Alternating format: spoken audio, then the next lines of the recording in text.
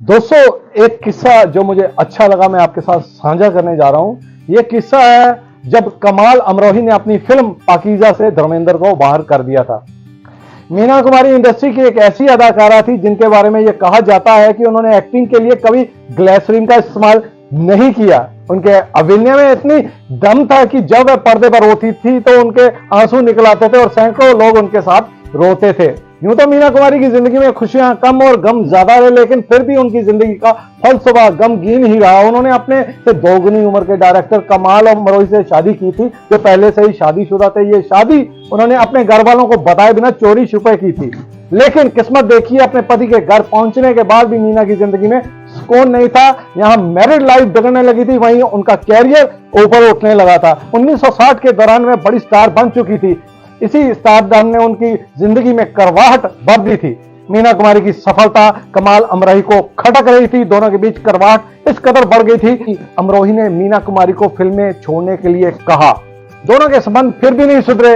इसी बीच मीना कुमारी के जीवन में धर्मेंद्र आए और जो उनसे जूनियर थे, मीना कुमारी का उनसे जुड़ाव हो गया। इसी बीच कमाल ने फिल्म पाकीज़ा बनाने की सोची, लेकिन वह भी आर्थिक तंगी से गुजर रहे थे। मीना ने अपनी सारी कमाई देकर पति की मदद की।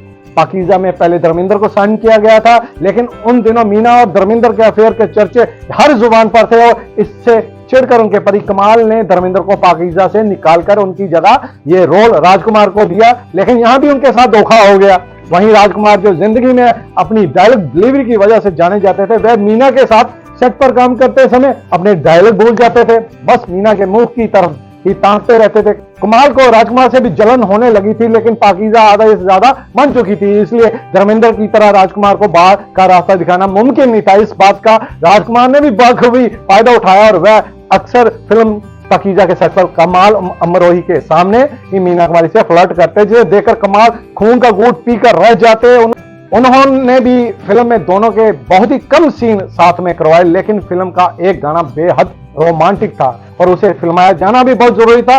कमाल ने मीना की आंखों से ही प्यार बरसाने की कोशिश करवाई। दोनों को साथ में ज्यादा ना दिखाकर खूबसूरत रोमांटिक मौसम और नजारों पर ज्यादा फोकस किया गया था। वह गाना था चलो दिलदार चलो चांद के पार चलो। इसके बाद कमाल अमरोही ने राजकुमार को अपनी किसी फिल्म में नहीं लिया।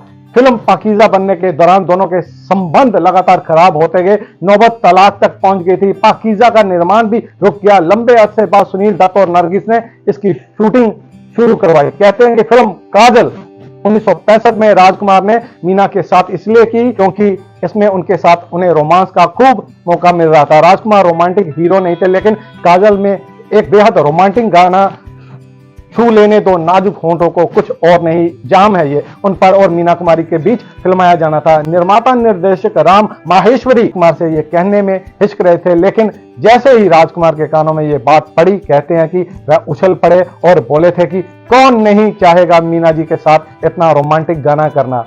इस फिल्म में धर्मेंद्र भी थे, लेकिन मीना और राजकुमार ने सिर्फ इस गाने में खूब सुर्खियां लूटी थी। धर्मेंद्र के कैरियर को ऊंचाई पर ले जाने में मीना कुमारी ने काफी मदद की, लेकिन कहते हैं कि धर्मेंद्र ने उन्हें इस्तेमाल करके छोड़ दिया। इससे उनका दिल टूट गया। कमाल अमरोही के रूखेपन से आहत फिर धर्मेंद्र के किनारा कर लेने से वो गम और शराब में ऐसी डूबी की मौत को गले लगा कर ही बनी।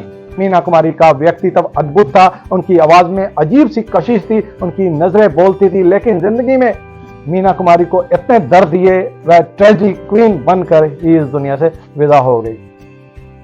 दोस्तों, पर्दे के सामने जो किरदार निभाते हैं, पर्दे के पीछे उनकी जिंदगी क्या है, हमें कभी खबर नहीं रहती। धन्यवाद।